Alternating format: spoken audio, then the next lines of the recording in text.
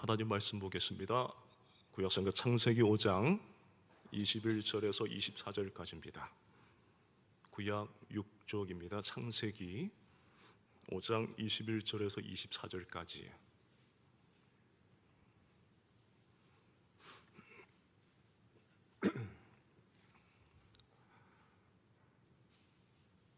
우리 화면을 참조해 주시고요. 우리 4절 정도 되는데 함께 하나 되길 소망하며 합독하겠습니다. 시작. 에녹은 65세에 무두셀라를 낳았고 무두셀라를 낳은 후 300년을 하나님과 동행하며 자녀들을 낳았으며 그는 365세를 살았더라. 에녹이 하나님과 동행하더니 하나님이 그를 데려가심으로 세상에 있지 아니하였더라. 아멘. 여러분, 이 창세기 5장을 우리가 계속 보고 있는데 이 5장을 펼쳐보면 마치 오래된 이 족보책을 읽는 느낌을 받게 됩니다. 우리가 가족 앨범을 가지고 있잖아요. 그 가족 앨범을 꺼내서 볼 때처럼 조상들의 이름이 한 사람씩 등장을 합니다. 그렇죠? 아담, 셋, 에노스, 그리고 게난, 또 마할랄렐, 그리고 야렛, 그들의 이름과 그리고 살아온 연수가 일일이 기록이 됩니다. 하지만 이 족보를 자세히 들여다보면은 단순한 이 가족의 계보를 넘어서 인류의 가장 비극적인 현실 하나가 뚜렷하게 부각됩니다. 그것은 바로 죽음입니다. 여러분, 이 창세기 5장은 단순한 족보가 아닙니다. 반복되는 그 한 문장이 있죠. 모모하고 아들, 딸을 낳았으며 그가 몇 세를 살고 죽었더라. 이 문장은 마치 리듬처럼 반복이 됩니다. 아담이 930세를 살고 죽었더라. 셋이 912세를 살고 죽었더라. 에노스가 905세를 살고 죽었더라. 반복의 반복을 거듭합니다. 이 장 전체에 죽음의 이 그림자가 짙게 드리워져 있습니다. 그런데 이는 단순한 이 생물학적 이 수명이 끝난 이야기가 아닙니다. 창세기 2장 17절을 볼까요? 이 2장 17절에서 하나님께 하신 그 말씀입니다. 화면을 보니까 선악을 알게 하던 나무의 열매는 먹지 말라. 네가 먹는 날에는 반드시 죽으리라 하시니라. 그러니까 이 말씀이 그대로 현실이 되었음을 보여주는 장면입니다. 여러분, 인간은 범죄했고 그 다음에 죽음은 그 대가로 인간들에게 찾아왔습니다. 창세기 3장에서 이 3장에 쫓겨난 인간의 우송은 이제 한 사람씩 이 수월, 그러니까 이 무덤 속으로 사라져가고 있습니다. 이 족보는 하나님의 심판이 얼마나 정확하게 철저하게 이루어지는지를 보여줍니다. 여러분, 무슨 말입니까? 죄를 지었어요. 사람은 속이겠죠. 근데 이 죄의 결과는 피할 수 없는 줄로 믿습니다. 피하지 못해요. 그런데 말입니다, 이 죽음의 도도한 물줄기 속에서 마치 이 강물을 가로막는 바위돌처럼 그 흐름을 끊어내는 단 한 사람이 등장합니다. 그의 이름이 누구죠? 에녹입니다. 24절에 이렇게 기록되어 있습니다. 24절을 보겠습니다. 에녹이 하나님과 동행하더니 하나님이 그를 데려가심으로 세상에 있지 아니하였더라. 여러분, 놀라운 선언입니다. 그는 죽지 않았습니다. 죽음을 경험하지 않았습니다. 여러분도 별로 안 놀라시는 것 같아요. 여러분도 안 죽으시. 그렇습니다. 오늘 설교 말씀을 들으면 죽지 않고 갈 수 있는 우리 기대가 담겨질 줄로 믿습니다. 그런데 누군가가 그를 데려가셨어요. 그러죠? 누군가가 그를 데려가셨어요. 여기서 우리는 누가라는 질문을 새삼 던져봐야 할 것입니다. 그를 데려가신 분이 누구시죠? 그러죠. 아셔서 너무 감사합니다. 하나님이세요. 여러분, 세상 사람들은 죽음 어떻게 됩니까? 이 죽음에 의해서 끌려가지만, 그러죠? 에녹은 하나님께서 데려가셨어요. 그러니까 그는 죽음을 통과하지 않았습니다. 죽음을 경험하지 못했죠. 그는 살아서 하나님의 품으로 옮겨졌습니다. 할렐루야죠. 여러분, 성경에 이런 사람은 몇 명입니까? 단 2명이죠. 하나는 오늘 본문의 에녹, 그리고 다른 한 사람은 불말과 그 불수레를 타고 올라간 엘리야입니다. 그렇다면 이 하나님께서 죽음을 건너뛰게 하신 이 에녹, 하실 정도로 건너뛰게 하실 정도로 사랑하신 에녹, 그 비결이 무엇이었을까요? 단 한 문장이 그 이유를 설명합니다. 에녹은 하나님과 동행하였더라. 그러죠. 저와 여러분도 하나님과 동행하시길 축복합니다. 이 짧은 구절 속에 우리 예수님 믿는 신자의 삶의 본질, 하나님 백성의 정체성, 그리고 믿음의 여정, 그 모든 것이 담겨 있습니다. 사랑하는 여러분, 그래서 오늘은 우리가 이 말씀을 통해 에녹의 삶을 추적해 보고자 합니다. 그가 어떻게 하나님과 동행했는지, 그리고 무엇이 그의 인생의 터닝 포인트, 그러니까 이 전환점이 되었는지, 그리고 그가 남긴 그 믿음의 흔적이 오늘을 사는 우리에게 무엇을 도전하는지를 살펴보려고 합니다. 죽음을 이긴 삶, 하나님과 함께 걸은 인생, 그리고 에녹의 발자취 속에서 오늘 우리의 길을 묻고자 하는 것입니다. 첫 번째로, 이 전환점은 하나님의 개입으로 오게 되는 것입니다. 오늘 본문 21절, 22절을 우리 다시 보겠습니다. 에녹은 65세에 무두셀라를 낳았고, 무두셀라를 낳은 후 300년을 하나님과 동행하며 자녀들을 낳았으며, 이 65세의 이 에녹, 이 인생의 급격한 전환점을 맞이하게 되는데요, 에녹의 인생은 딱 2 시기로 나뉩니다.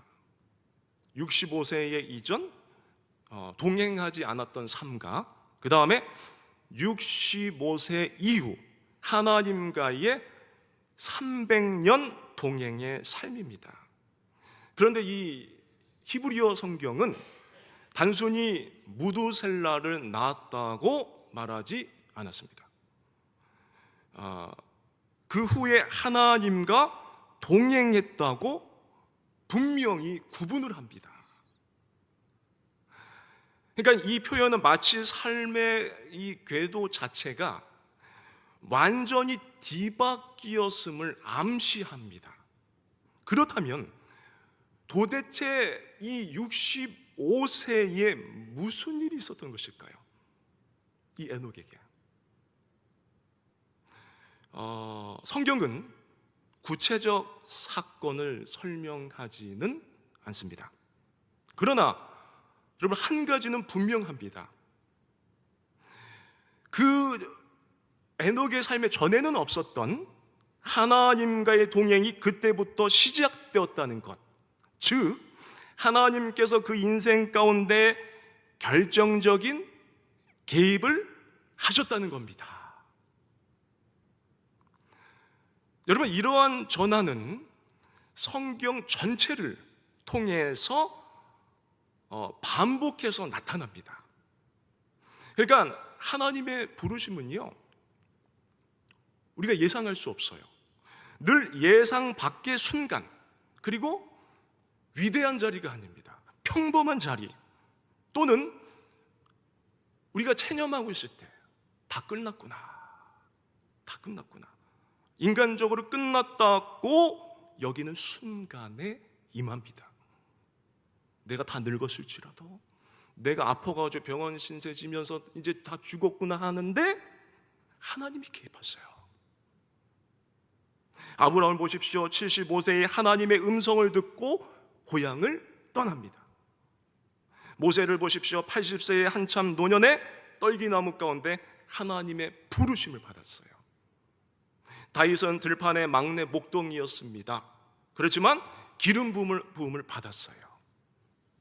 바울은 어땠습니까? 교회를 핍박하던 자 아니었습니까? 바울이. 그런데 다메섹 도상에서 완전히 뒤집혔잖아요. 이 모든 인물들의 공통점이 무엇입니까? 스스로 변화의 시점을 만들지 않았다는 거예요. 자기가 해내지 않았다는 거예요. 하나님께서 개입하심으로 전환점이 만들어졌다는 겁니다. 할렐루야.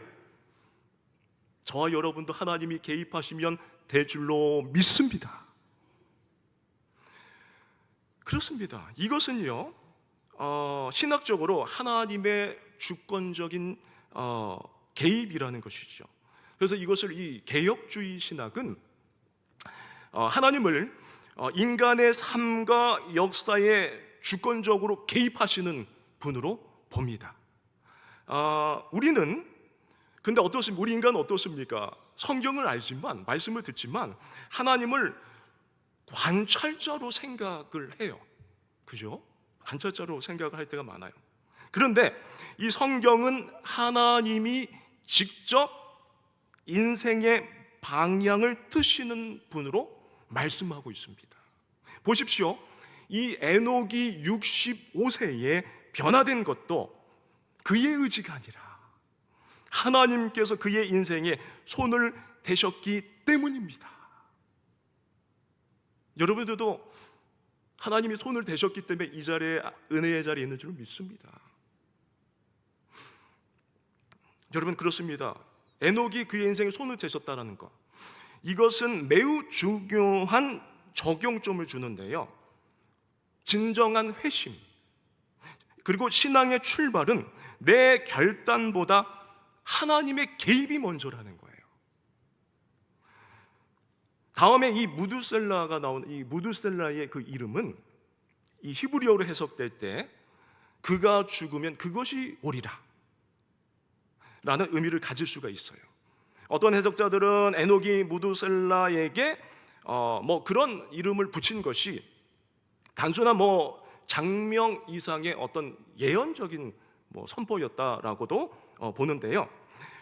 근데 보십시오. 놀랍게도 무두셀라가 죽은 그 다음에, 그 죽은 해에 노아의 홍수가 임합니다. 즉 그의 죽음은 인류 심판의 바로 그 시점과 연결되어 있습니다. 여기서 우리는 에녹의 어떤 이 영적 센시티브, 이 영적인 이 민감성과 예언자의 기질을 엿볼 수가 있습니다. 이 무두셀라의 출생은 단순한 이 자녀 출산이 아닌 심판을 알리는 계시의 통로였죠. 그래서 이 에녹은 무두셀라를 통해 오고 있는 하나님의 심판을 신앙의 눈으로 먼저 보고 그 이후 삶 전체를 하나님과의 동행으로 드리게 됩니다. 그래서 유다서 1장 14절 15절 우리 함께 보겠습니다.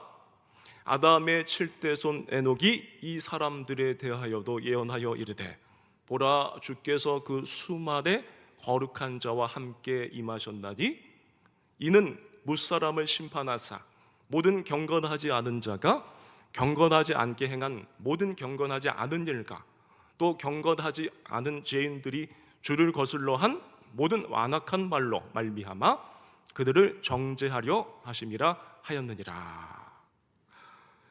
그러니까 에녹은 단순히 경건한 삶을 산 자가 아니라 하나님의 뜻을 그 시대 속에 전달하는 예언자적 삶을 살았던 것입니다.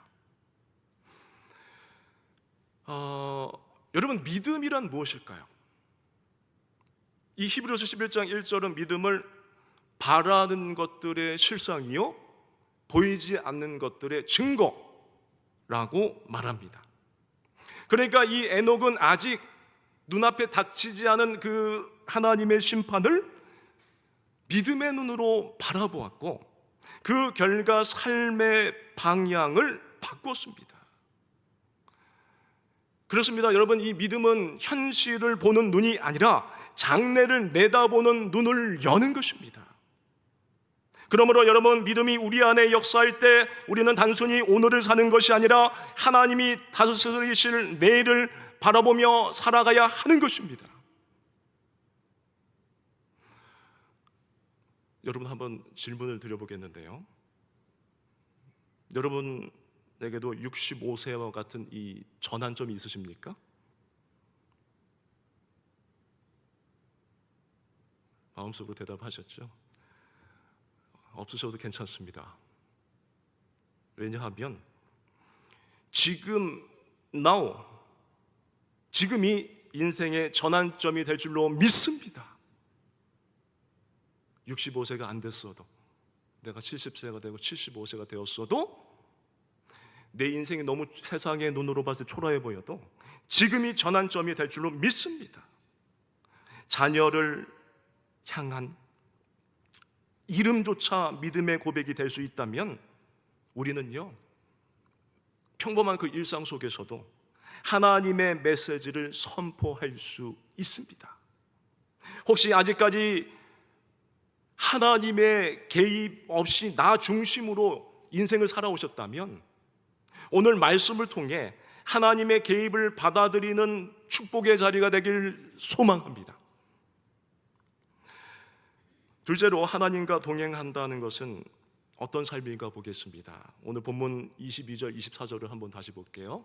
에녹은 65세에 무두셀라를 낳았고 무두셀라를 낳은 후 300년을 하나님과 동행하며 자녀들을 낳았으며 에녹이 하나님과 동행하더니 하나님이 그를 데려가심으로 세상에 있지 아니하였더라. 아멘.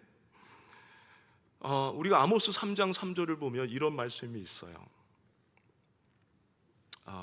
두 사람이 뜻이 같지 않은데 어찌 동행하겠으며. 여러분, 이 짧은 구절은 이 동행의 본질을 정확하게 정의합니다. 동행은 물리적인 동반이 아닙니다. 방향과 목적 그리고 가치와 뜻의 일치를 전제로 한 관계입니다. 에녹이 하나님과 이 300년입니다. 300년을 동행했다는 말은 단지 매일 기도하고 말씀을 묵상했다는 뜻만은 아닙니다. 무슨 말이냐? 그의 삶 전체가 하나님의 뜻과 조화를 이루며 살아갔다는 뜻이에요. 그러니까 하나님의 시선으로 세상을 바라보았고, 에녹이요, 그리고 하나님의 기준으로 자녀를 길렀고요, 그리고 하나님의 목적에 그의 인생을 맞추었다라는 것입니다. 그러니까 동행은 방향과 일치의 개념입니다. 하나님이 가시는 방향으로 나도 따라가는 것, 하나님이 원하시는 그 뜻이 나의 삶의 목표가 되는 것이 동행입니다. 신학적으로 말하면 동행은 언약 백성의 삶의 방식입니다. 그래서 오늘 에녹은 이 하나님의 이 언약적 임재 안에 거하면서 그 언약에 순종하는 삶을 지속적으로 살아간 것이죠.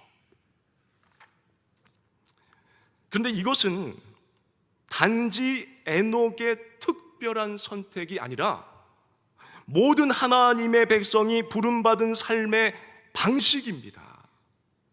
그러니까 신약의 제자도와 연결됩니다. 예수님께서 나를 따르라 하셨을 때 그 따름은 단지 행동의 흉내가 아니라 삶 전체의 복종과 순종을 의미하는 것이죠.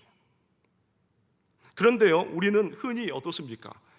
이 하나님과 동행하는 삶을 종교적인 헌신 그리고 목회, 선교로 한정 짓는 경향이 있습니다.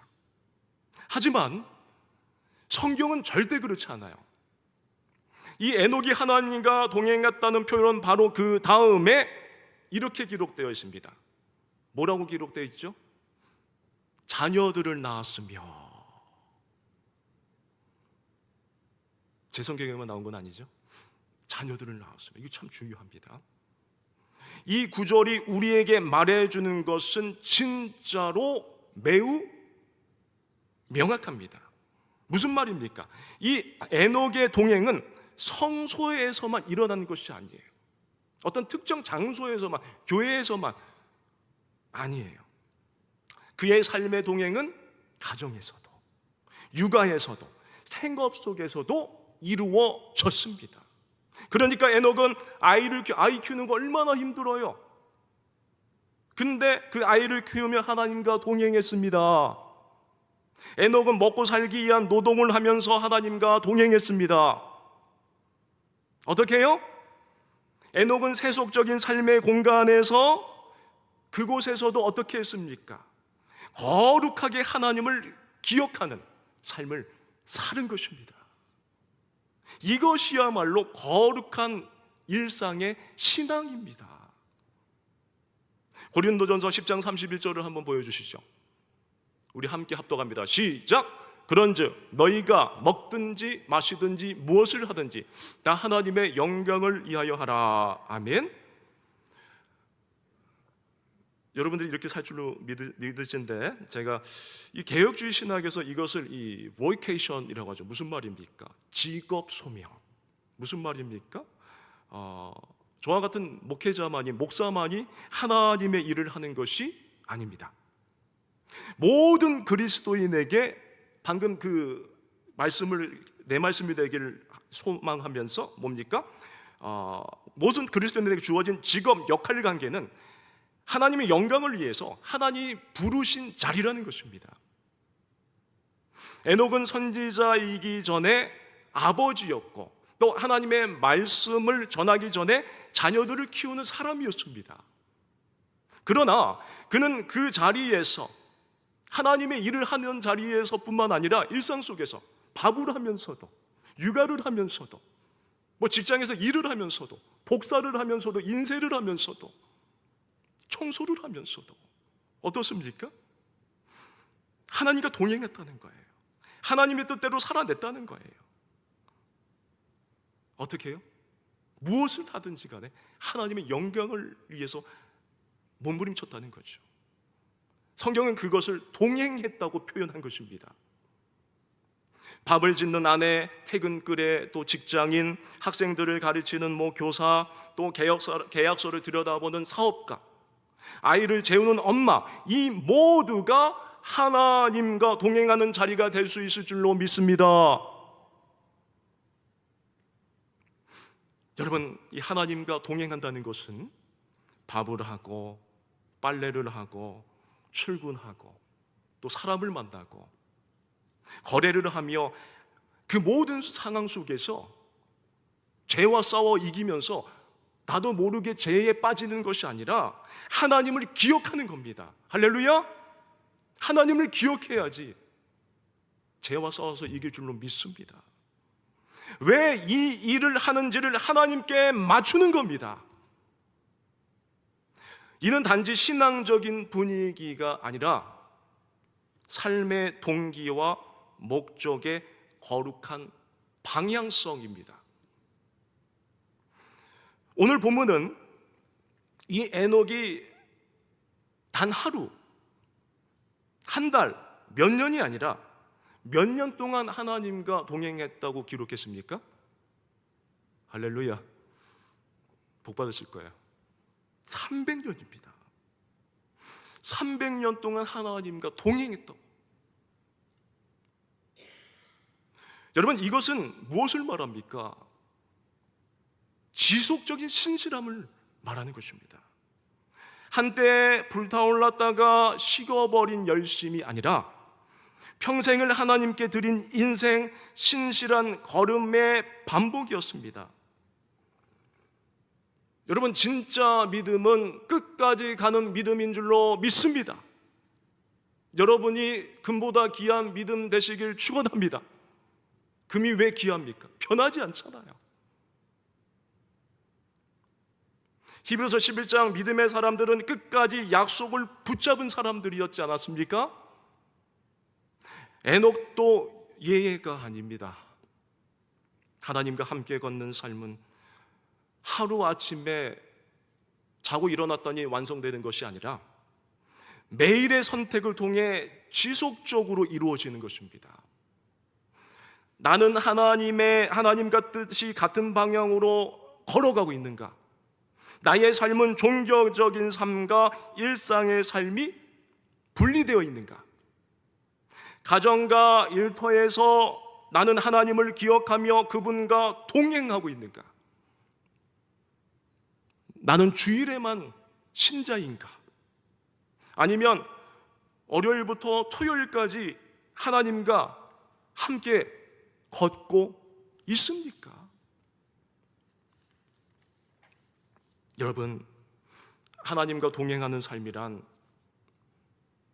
오직 하나님의 뜻을 기준으로 살아가고 삶의 자리에서 하나님을 기억하며 한순간 그 순간적인 열심이 아니라 평생을 두고 걷는 신실한 여정입니다. 그래서 에녹은 오늘 우리에게 말합니다. 그렇게 사는 것이 가능하다. 그렇게 사는 것이 복되다. 그렇게 살다 보면 죽음을 넘는 하나님의 영원한 동행 속으로 들어가게 된다. 그 다음에 세 번째로 이 하나님과의 동행은 영원한 동행의 시작입니다. 오늘 말씀 24절 보겠습니다. 보여주세요. 에녹이 하나님과 동행하더니 하나님이 그를 데려가심으로 세상에 있지 아니하였더라. 그 다음에 또 말씀 보여주세요. 히브리서. 믿음으로 에녹은 죽음을 보지 않고 옮겨졌으니 하나님이 그를 옮기심으로 다시 보이지 아니하였느니라. 그는 옮겨지기 전에 하나님을 기쁘시게 하는 자라 하는 증거를 받았느니라. 아멘. 우리가 계속해서 봤듯이 창세기 5장은 반복되는 구절로 끝나죠. 그가 몇 세를 살고 죽었더라. 그러나 에녹에게는 이 패턴이 깨집니다. 그는 죽었더라가 아니라 하나님이 데려가셨다더라라고 기록이 되죠. 그는 죽음을 보지 않고 옮겨졌습니다. 히브리서 11장은 이 사건을 믿음의 상징으로 이제 해석을 하는데, 그는 믿음으로 살았고 그 믿음 때문에 죽음을 면했습니다. 다시 말해 에녹의 삶은 단지 오래 산 삶이 아니라 죽음을 초월한 삶이었어요. 이 신학적 관점에서 에녹은 부활과 승천 그리고 종말론적 구원의 모형이죠. 그는 죽음을 통과하지 않았지만 하나님과의 동행이 그대로 영원한 동행으로 전환된 자입니다. 이는 훗날 엘리야의 승천, 예수님의 부활과 승천, 그리고 최종적으로 모든 신자들이 누릴 영광스러운 변화의 예표입니다. 여러분, 요점은 이것입니다. 하나님과의 동행은 죽음으로 끝나지 않습니다. 동행의 끝은 부재가 아니라 임재인 줄로 믿습니다. 그가 세상에 있지 아니하였다는 말은 단지 사라졌다는 말이 아닙니다. 결론적으로 여러분, 창세기 5장은 반복적인 죽었더라로 점철되어 있습니다. 아담 이후의 죄의 결과로 인해 모든 생애는 죽음으로 마무리되는 것처럼 보입니다. 하지만 그 흐름을 끊고 다른 방식으로 마침표를 찍은 사람이 있었습니다. 그가 바로 에녹이죠. 그는 죽었더라가 아니라 하나님이 그를 데려가심으로 세상에 있지 아니하였더라 로 인생을 마쳤죠. 그 인생의 결정적인 차이는 계속 중요하게 된 반복들입니다. 하나님과 동행하였더라는 데 있습니다. 이것은 단지 성경의 과거 이야기나 경건한 전설이 아닙니다. 오늘을 살아가는 우리에게 삶의 패턴이 두 가지가 있음을 보여줍니다. 세상은 우리에게 뭐라고 합니까? 자기 자신과 동행하라고 합니다. 세상에 요즘 파워 세지 않습니까? 목회하는 목사에게도 세상의 방법으로 해. 세상의 방법으로 하면 교회도 부흥하고 교회 성장도 있을 거고 끝내줄 거야. 옛날에는 어땠습니까? 세상이 다 교회를 따라하지 않았습니까? 선교원도 따라가고. 근데 요즘은 교회가 세상이 하는 것 들어와서 흉내내고 세상 사람들이 좋아할 만한 거 가지고 프로그램 가지고 뭔가를 해보려고 하지 않습니까? 여러분, 자기 욕망과 자기 계획과 자기 영광을 쫓으라고 세상이 계속해서 유혹하는 거예요. 그런데 그렇게 살아가면 언젠가 누구에게나 붙게 되는 결말, 바로 죽었다라가 따라오게 되는 거예요. 여러분, 이 삶에는 방향이 없습니다. 심각한 거죠. 과거는 후회되고 현재는 불안하고 미래는 공허합니다. 성공을 해도 허무합니다. 돈은 벌었는데, 명예도 가지고 권력도 가지고 다 가졌는데 허무해요. 실패해도 절망뿐입니다. 왜냐하면 그 삶에는 하나님이 함께 걷지 않기 때문입니다. 빵점짜리 인생이에요. 그러나 에녹은 이 전환의 순간에 어떻게 했습니까? 하나님의 개입을 받아들였습니다. 그리고 300년입니다. 이 300년을 일상 속에서 동행하며 죽음을 건너 영원한 삶으로 들어간 사람입니다. 그래서 아까도 말씀드린 히브리 11장에서 말씀하죠. 믿음으로 에녹은 죽음을 보지 않고 옮겨졌으니 그는 하나님을 기쁘시게 하는 자라 하는 증거를 받았느니라. 여러분도 받기를 축원합니다. 하나님과 동행하는 자는 세상의 박수보다 하나님의 인정을 소중히 여깁니다. 당장의 유익보다 영원한 본향을 소망합니다. 고단한 일상 속에서도 하나님의 임재를 누릴 수 있게 되는 겁니다. 밥 하는 거 힘들고 애기 보는 거 힘들고 돈 버는 거 힘들어도 하나님의 임재를 누리게 될 줄 믿으시길 바랍니다. 그러므로 동행해 보시길 바랍니다. 그리고 마침내는 죽음조차 이겨내는 승리의 삶을 살 것입니다. 사랑하는 여러분, 한번 여쭙겠습니다. 오늘 여러분 누구와 걷고 있습니까? 남한테 드러내지 않으셔도 돼요. 자기 스스로에게 한번 질문해 보십시오. 자기 성찰해 보십시오. 세상의 소리입니까? 나 자신 스스로의 계획입니까? 아니면 살아계신 하나님이십니까? 하나님과 함께 걷는 자는 방향이 분명합니다. 그리고 그 삶이 해석됩니다. 그리고 어떠한 위기가 와도 흔들리지 않습니다. 할렐루야! 죽음마저도 새로운 삶의 시작일 뿐입니다. 에녹의 인생은 우리에게 남긴 질문은 단순합니다. 그 에녹이 우리에게 보여준 인생이 우리에게 남긴 질문은 단순해요. 무엇입니까? 너는 누구와 함께 걷고 있는가? 이제 오늘 설교를 마무리하며 여러분에게 도전하고자 합니다. 오늘 이 자리에 모인 여러분, 누구와 함께 걷고 계십니까? 혹시 지금까지 세상과 걷진 않았는지 한번 돌아보십시오. 여러분의 인생은 어떤 흔적을 남기고 있습니까? 내가 아무리 그 흔적을 지우려고 해도, 덮어보려고 해도 하나님이 보고 계십니다. 언젠가 누군가가 여러분의 삶을 요약할 때 그냥 죽었더라 라고 끝날 것입니까? 아니면 하나님과 동행하였더라로 기억될 것입니까? 오늘부터 다시 걸음을 맞추십시오. 하나님과의 동행을 회복하십시오. 지금 이 순간이 전환점이 될 수 있습니다. 그리고 그 동행은 매일 아침의 기도, 하루의 일터, 가정에서의 사랑과 섬김을 통해 시작됩니다. 하나님은 지금도 여러분들과 함께 걷기를 원하십니다.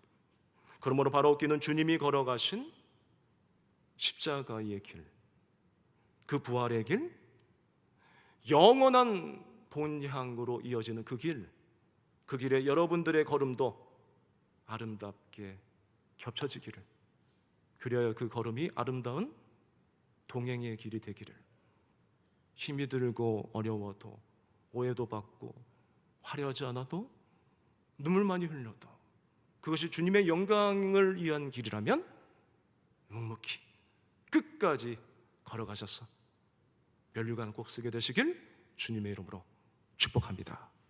기도하겠습니다. 사랑과 은혜의 하나님, 오늘 에녹의 삶을 통해 말씀하신 주님의 음성 앞에 조용히 마음을 열고 죽음으로 가득한 세상 속에서도 하나님과 동행한 한 사람의 삶이 어떻게 죽음을 넘어 영원으로 이어졌는지 보게 하시니 감사합니다.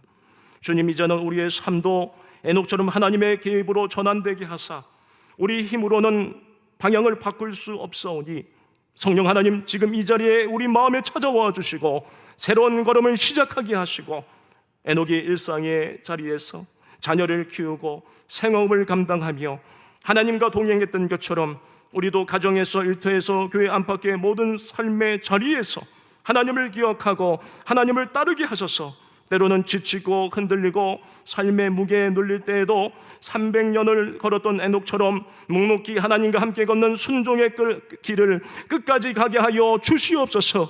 주님, 이 시대는 우리에게 많은 길을 제시하지만 누구와 함께 걷느냐에 따라 그 끝이 달라진다는 진리를 오늘 다시 붙잡으오니 세상의 소리가 아닌 주님의 음성의 귀를 귀 기울이게 하시고 자기 뜻이 아니라 하나님의 뜻에 우리의 발걸음을 맞추게 하시며 죽음마저도 두려워하지 않는 믿음의 걸음을 걷게 하여 주시옵소서. 무엇보다도 에녹처럼 죽었더라가 아닌 하나님과 동행하였더라로 우리의 인생이 마무리되게 하여 주시옵소서. 믿사옵고 살아계신 예수님의 존귀하신 이름으로 간절히 기도드리옵나이다. 아멘. 주기도문 하시겠습니다.